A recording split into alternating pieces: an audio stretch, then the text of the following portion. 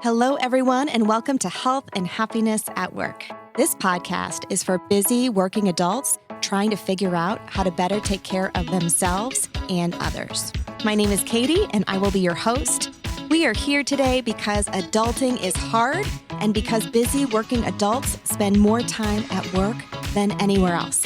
We're going to have real conversations about real life and, most importantly, swing into action on the biggest opportunities.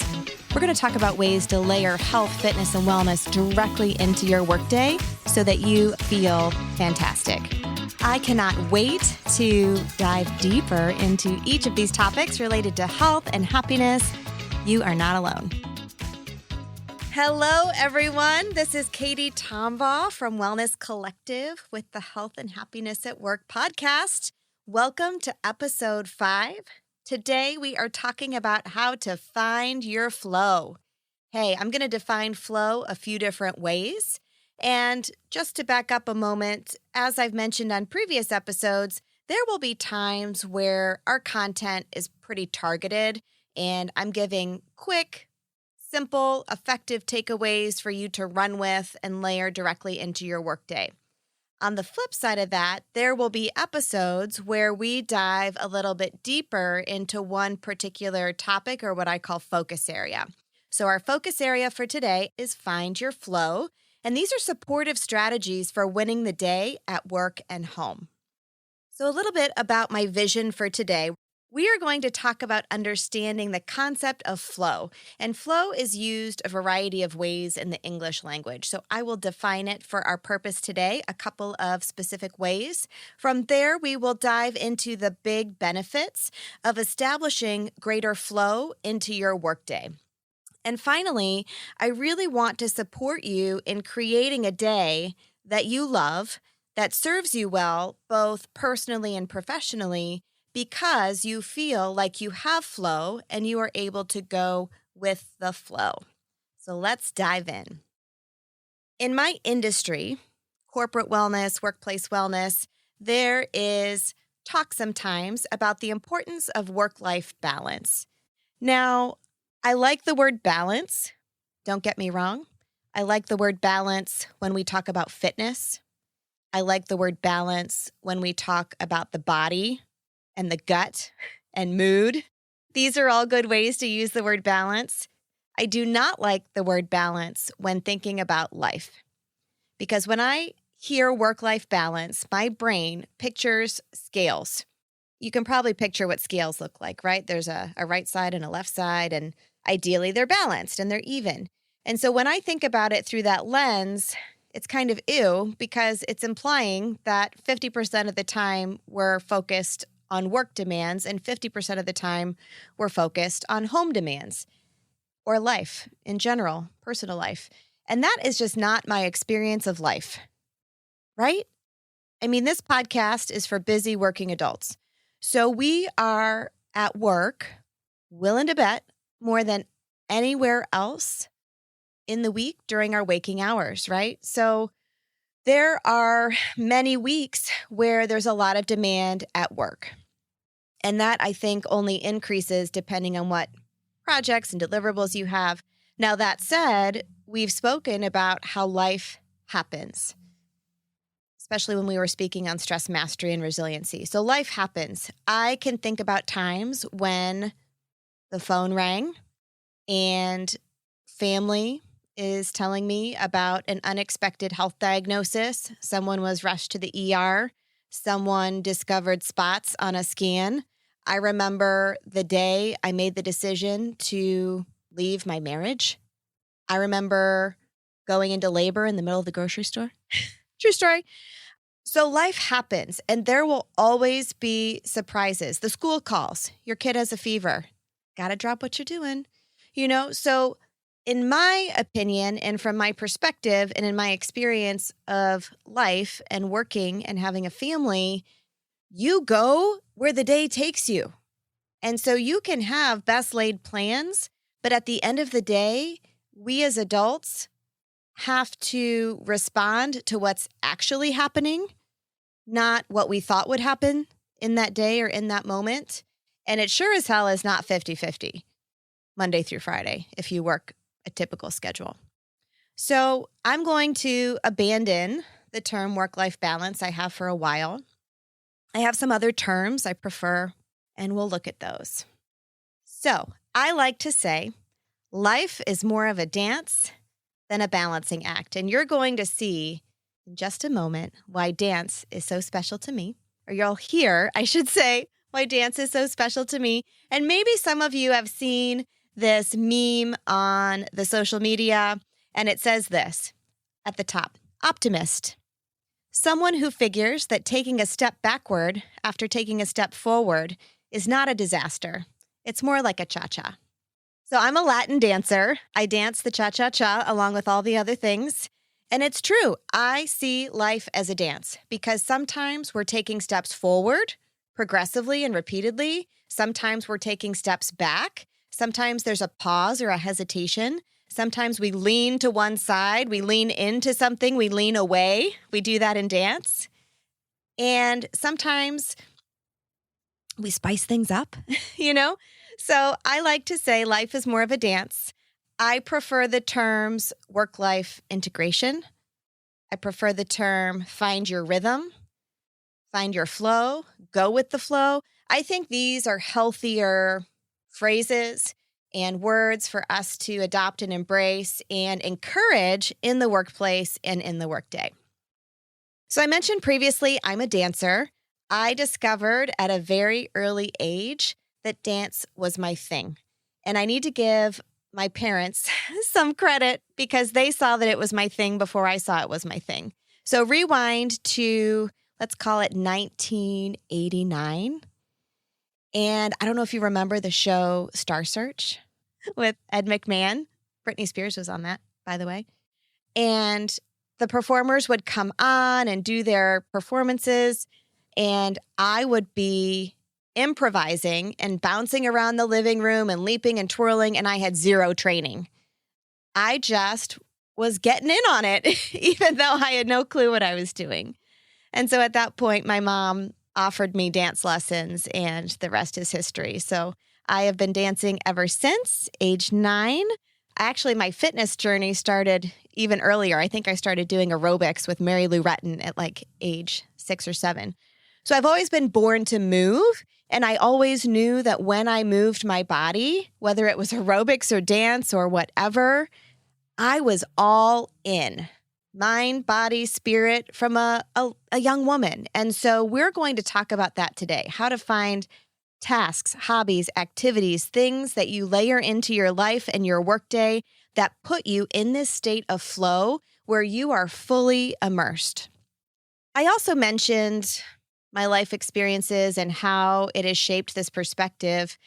There have been some pretty big life transitions I've experienced, and I'm not alone in this. We all have life transitions, right? Going from home to college or whatever your next step is, and then entering the workforce, and then being single and then not single, and having children or not, and moving, changing positions, typical life changes, right? And I feel like each time that happens, it's an opportunity for us to establish new flow, right? Your day is different. So I just wanted to acknowledge that too. So if you're listening to this and you're going through a major life transition, it's hard, it's uncomfortable. I mentioned life is a dance. Sometimes it stretches us, and that stretch is real deep and real awkward and real uncomfortable. But I promise you it's worth it. And I promise you, you will find a new flow and a new rhythm, but it's a time of transition. So as I mentioned, we are going to look at flow from 2 different perspectives today. The first is finding flow in individual activities. And so there's actually a term in psychology, flow. And so we'll be looking at the flow of your life in terms of psychology and in terms of engagement. We're going to take a much deeper dive on that. In part 2, we'll talk about finding your flow or going with the flow kind of from a macro perspective over the course of the day. And so I call this flow via time and energy management and optimism. How do you go with the flow? And when life throws you a curveball or something unravels, it's like, okay, I got this. There is that meme too that says, plot twist, something didn't go to plan. And it is easy to react or respond to that because of thoughts, feelings, and beliefs tied to how you thought the day was going to go. But we're going to talk about some healthy ways to go with the flow. So I need to mention a pretty awesome book on the topic of flow. And this was written by Mihaly Csikszentmihalyi. It is very well known and spoken about in health and well-being. And he wrote a book that I would highly encourage you to pick up. It's called Finding Flow. And the subtitle is The Psychology of Engagement with Everyday Life. He also wrote a really neat book on creativity, FYI. So check it out. Finding Flow and Creativity.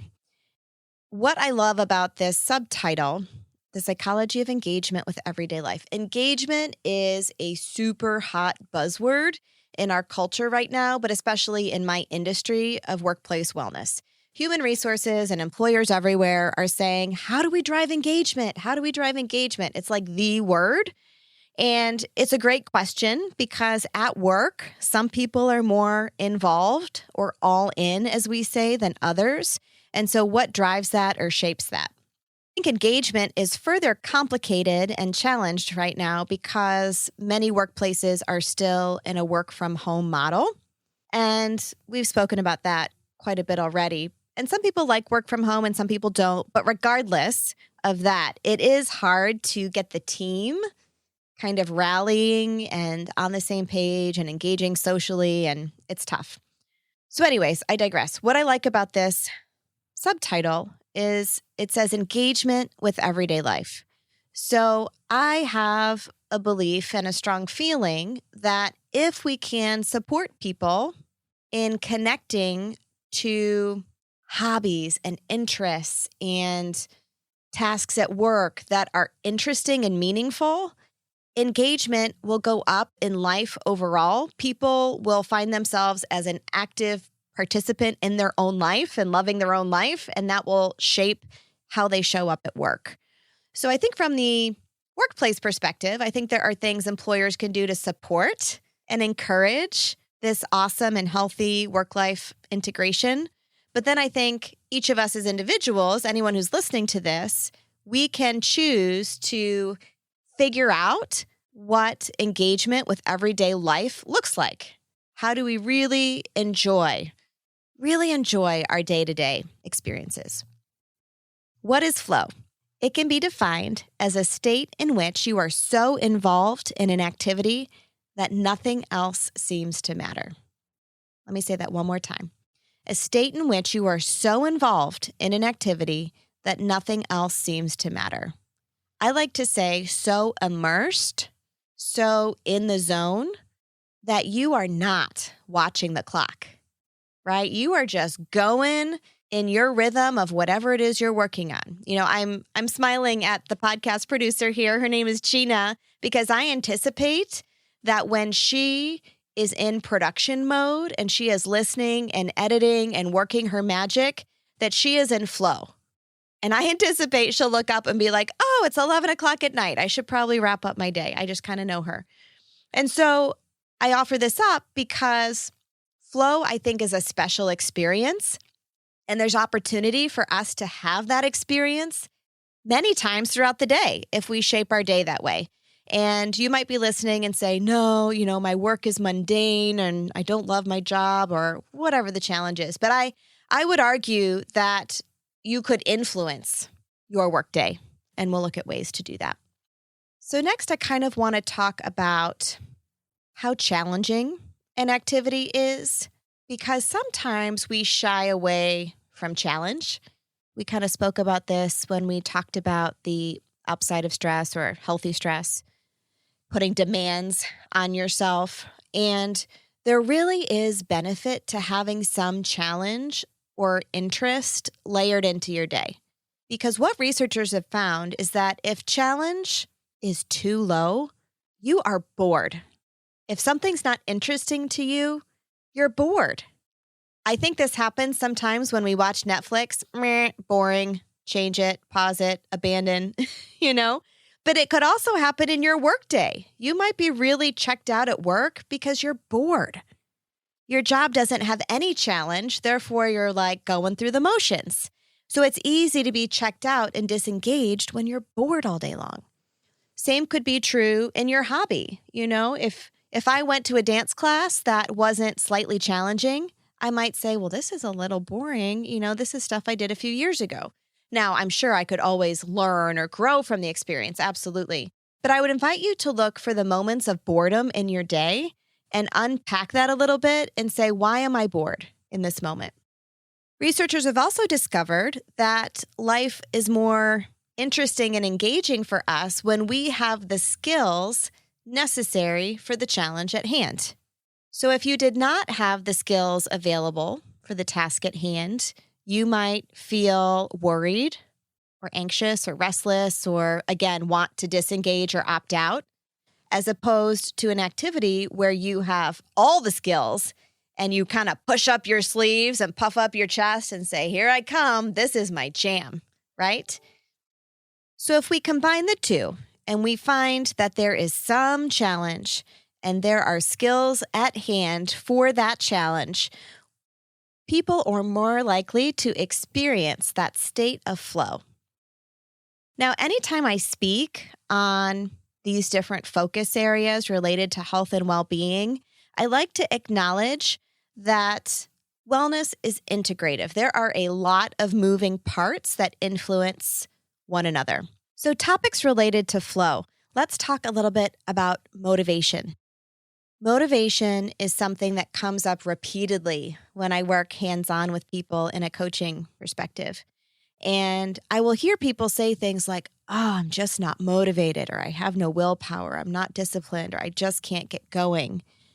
And so my thoughts on that are, if we can get really clear on some of the activities that put you into flow, I anticipate the motivation will be there because it's desirable, and motivation is all about desire. I also think this concept of flow ties really well to mindfulness, because mindfulness is about being fully present in your body, in all of your senses, in your body, mind, and emotions. And I think it takes a certain level of mindfulness to notice which activities are putting you into flow as opposed to those which are causing boredom. We've already spoken about engagement. How fully immersed or involved are you in life and work? And so I anticipate that when you find your flow, engagement will naturally increase. And then finally, I think emotional intelligence actually ties to this conversation, because emotional intelligence has to do with being aware of yourself and others. And so I see how strong emotional intelligence could also support you in having an awareness of your own flow, your own emotions, and then also being intentional and aware of maybe what other people need so that they can experience flow. So as promised, let's talk about 7 big benefits of finding flow. The first is increased focus. Who here wrestles with staying focused? I literally am going to put both hands and both feet in the air because I consider myself a creative. I consider myself someone who has a little bit of difficulty focusing, and it comes from a good place. I have lots of ideas bouncing around. There's also that meme that a woman's brain or a mom's brain is like a computer with 26 tabs open. That is so me. There's a lot going on up there.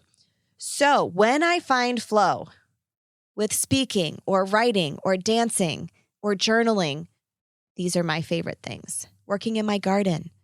It is such a relief. It is relaxing. It is welcomed, and it is enjoyable to focus on that one thing. So we will likely experience an increase in focus. So with that, with the beauty of monotasking, being focused on one task as opposed to many tasks, individuals also report decreased anxiety, right? Because anxiety generally comes from this place of future worry or anticipation. And if you are fully immersed in what you're doing, if you're fully in the flow, then some of that anxiety will subside because you're in the present moment experience and not anticipating what's to come. People report enhanced emotional regulation. So this is why I brought up emotional intelligence. It's really about noticing and being aware of your emotions. And self-regulation really has to do with having the ability to lift yourself up when you're feeling down. But it also has to do with the ability to calm yourself down when you're feeling ramped or triggered. So if you have this toolkit of activities that put you into flow, you will be better equipped to self-regulate and self-manage. You'll be able to say, oh, I'm having a moment. I'm bored. I'm scattered. I'm disengaged. I'm anxious, whatever it is. And you can choose to lean into those activities that will put you in this state of flow.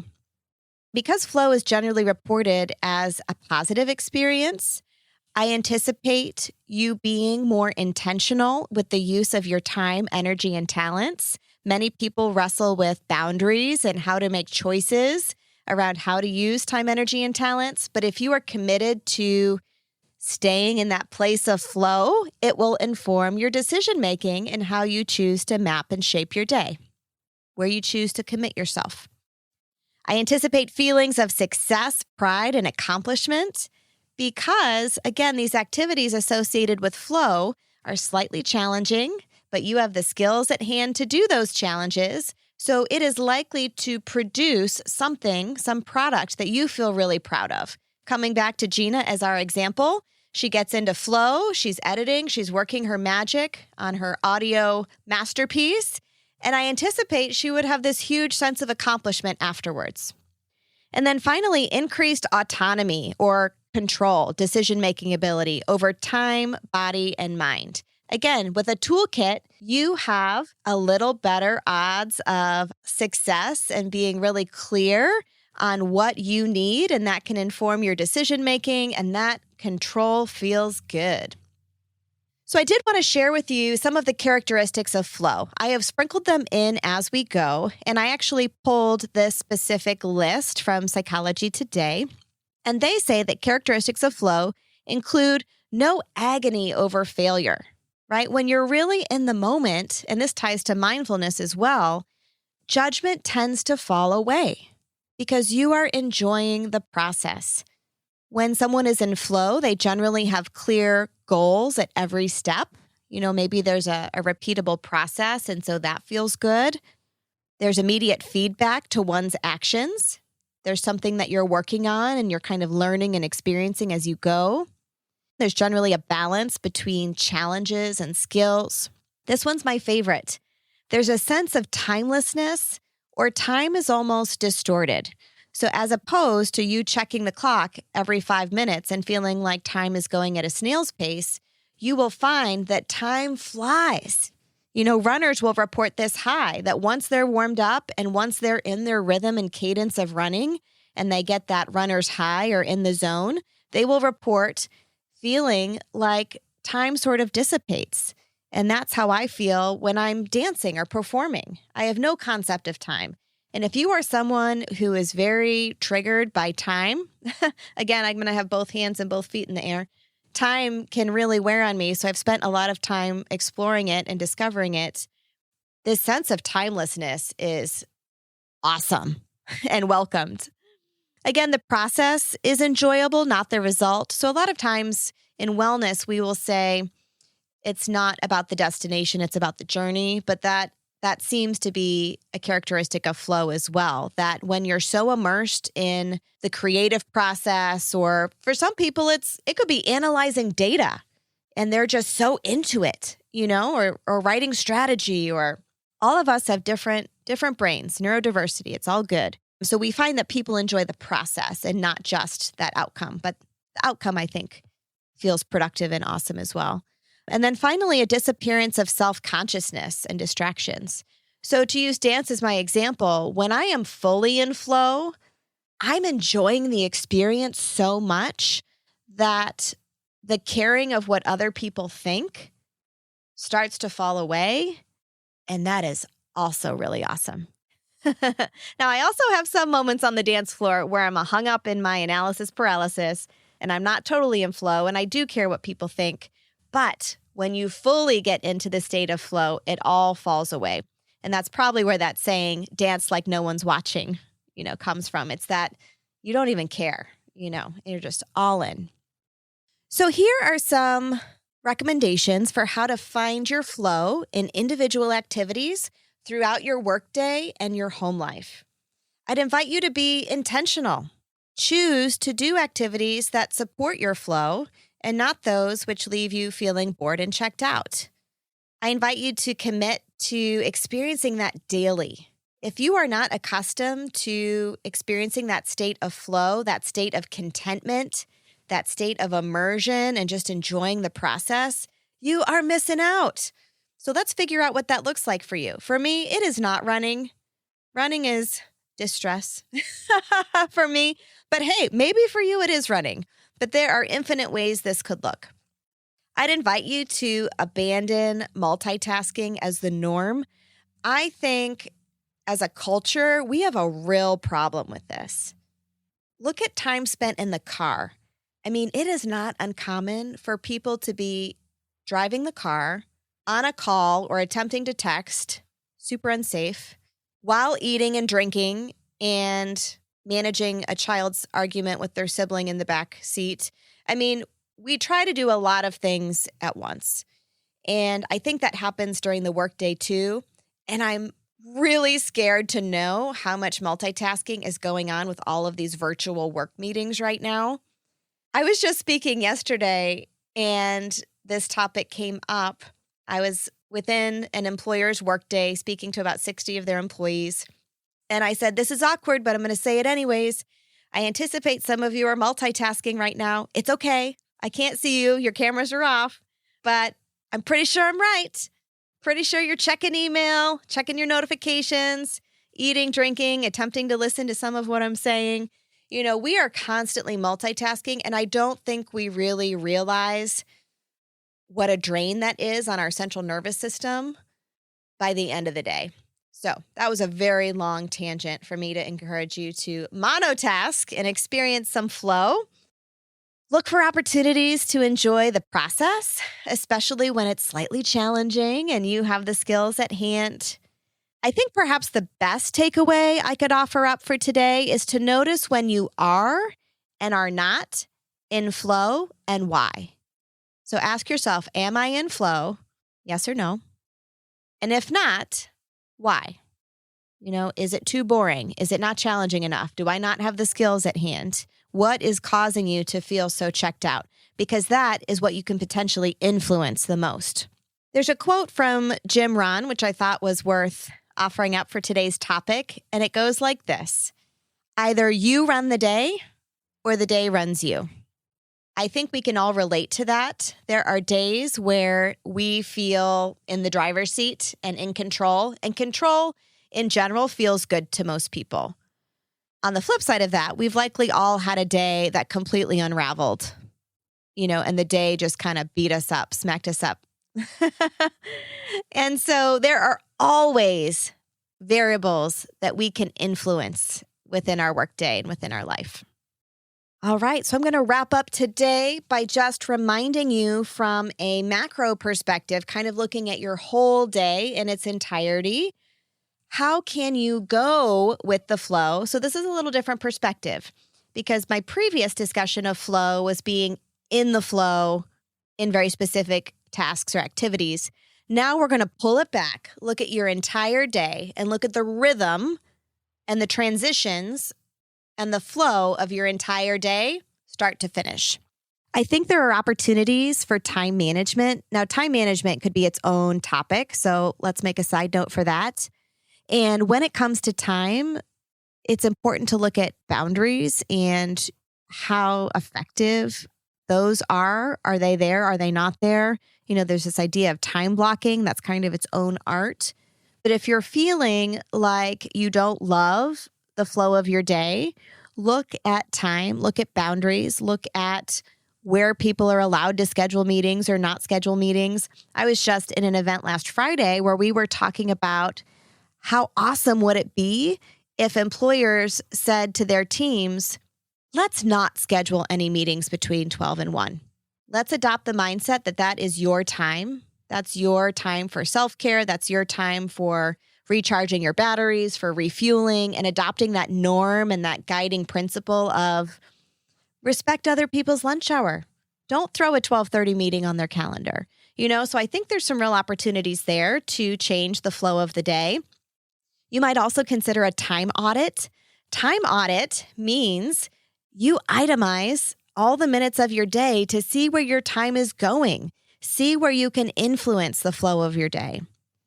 And notice your peak performance times. Some of us do better work and feel better about our ability to get into flow in early morning hours. And for some people, it's evening hours. It doesn't have to look one way. You get to decide that for you. It's just a matter of noticing when you naturally get into flow with your body clock. And then let's talk a little bit about energy. Some people will say to me, Katie, how do you do so many things? How do you do it all? How do you have so much energy? And I think that could be its own podcast, but I think there's opportunity to manage our energy and to look at which parts of the day or which choices in our day are sucking and draining our energy and which parts of the day are giving us life, right?